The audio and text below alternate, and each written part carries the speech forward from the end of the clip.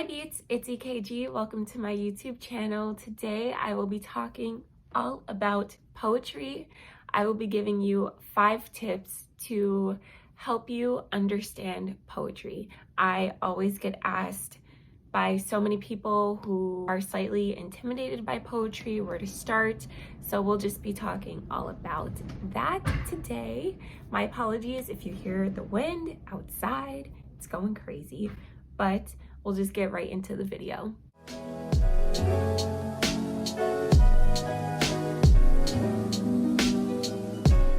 Let's just start off with the basics.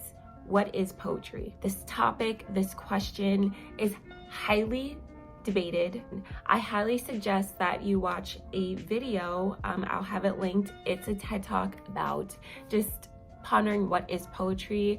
It's a 5-minute video. It's super short, but I think it'll just help you have a better understanding of what is poetry, as well as how poetry imitates or presents itself in our everyday life. With that being said, let's get into the tips. My first tip for understanding poetry is to just go in with an open mind. You will not know everything about a poetry collection, about a poem right off the bat, and that's okay. I have been reading poetry since I was very little, and I still come across poets to this day that I do not understand. I feel like a lot of people don't read poetry because they have this fear, which is very well rationalized, of not understanding. You may go into a poem or a poetry collection and think that you should understand every single message that the poet is trying to convey, which is ultimately the goal when reading, but it's okay if you don't know everything. So let's get into tip number 2, and that tip is to start small. And here is where the phenomenon of modern poetry, IG poetry, Tumblr poetry, celebrity poetry, very, very helpful and almost integral to the art form. Because yes, there are some modern poetry that just isn't the best, but there's also some really great poets out there who write poetry super accessible. But start small. Start with poetry that is accessible, especially if you are a beginner with poetry. I think that poetry and reading is a muscle. The more you practice and read it, the stronger your understanding and comprehension becomes. That's how I think you should approach poetry as a newbie, as a novice. You may not understand everything, but I can guarantee you that you will understand a majority of what is trying to be said. The metaphors are not usually over complex. You won't run into like jargon or super complicated vocabulary words that tend to happen in more advanced or literary poetry. Because something is more simple does not mean it is not as profound. The next tip that I have for you is to read like a poet. Speaking as a poet myself, I find that when I go into reading more complicated or more advanced poetry, I am thinking in a way that is different than if I were reading a nonfiction or fiction book. When you're reading nonfiction and fiction, your mind is just, I don't want to say you're reading at a surface level, but you kind of in a way are. You are reading through the words and you are not actually going into the words. I don't know if I'm making any sense. Whereas for poetry, you have to put yourself in the mind of a poet. Here's where you're gonna have to like kind of just refresh yourself with literary devices and techniques that is commonly used in poetry. So poetry has a certain musicality to it, and this musicality is achieved through rhyme, rhythm, and meter. And then you also just want to refresh yourself on basic understanding of what a metaphor is, what imagery is, and what motifs are, because these are super important literary devices when reading poetry. And usually as a poet, our job as storytellers is to use images that are common or that may seem like everyday occurrences, and then further flesh out those images and experiences and feelings into telling a story with as few words as possible. So that's the thing. Poetry is just basically a story, but without all of the unnecessary details, without all of the long explanations within the story. It's like the bones, it's the skull, it's the skeleton of storytelling.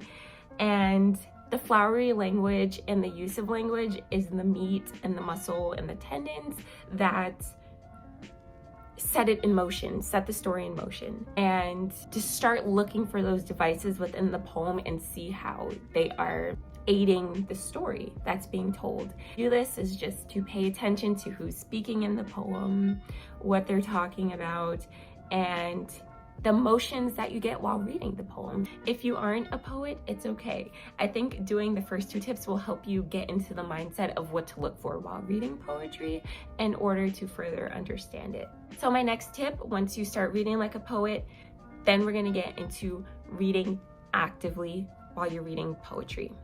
Now, what does it mean to read actively? I mean to annotate the heck out of a poem. Do not be afraid to underline, circle, write it out in the margins. Just process your thoughts. It's okay if you're one of those people that don't like messing up their books. You kind of got to get out of that for poetry. I think it's very effective to annotate and write out what your thoughts are, what you are struggling to understand, what you're questioning within a poem. Especially starting out, you have to do that. An example that I have is from a poetry collection that I read recently, Savannah Brown, from her collection Sweet Dark, and the poem is Autopsy, performed gasping. So you'll see it on the screen, I'll put it up. But basically she says, the daisies make space for us like a womb, and I keep telling you I could fall asleep.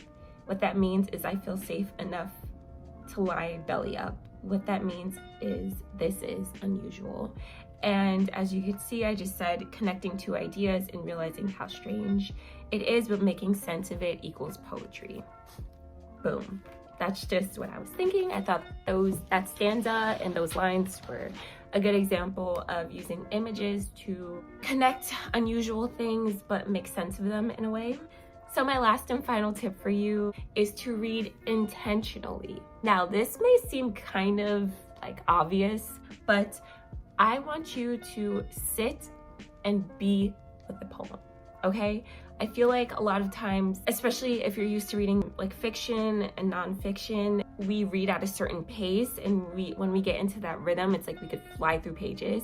No, poetry collections are usually way shorter for the most part, especially if you read more literary poets like Mary Oliver, Sylvia Plath, Robert Frost, Oliver's poetry collection. And look how skinny it is, okay? In total, it is 77 pages. This is purposeful. You are supposed to read a poem and sit with it. Read it over and over. There's nothing wrong with that. And in a way, you'll see that you are discovering new things about the poem that you might not have gotten upon first reading it and trying to get to the next one. Read very intentionally with poems. Sit and let the words marinate, let them cook down, let you digest them.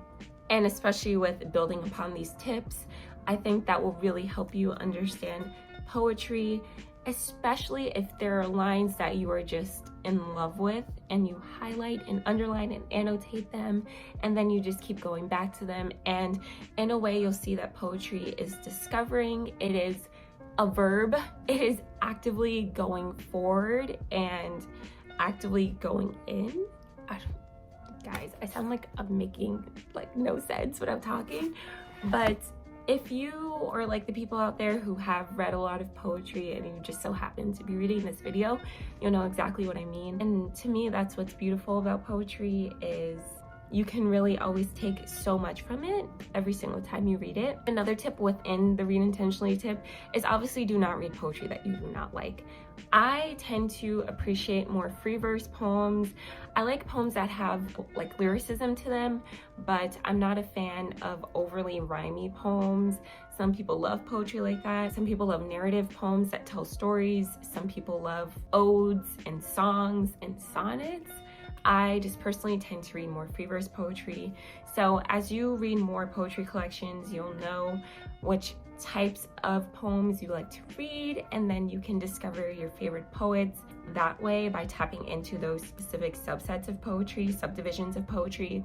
And if you want to get into poetry but you don't want to invest in actually buying collections before you hone in on these skills that I'm presenting to you, I think it's a really good idea to go to like the Poetry Foundation website. You can just search poems on there and you can read them for free.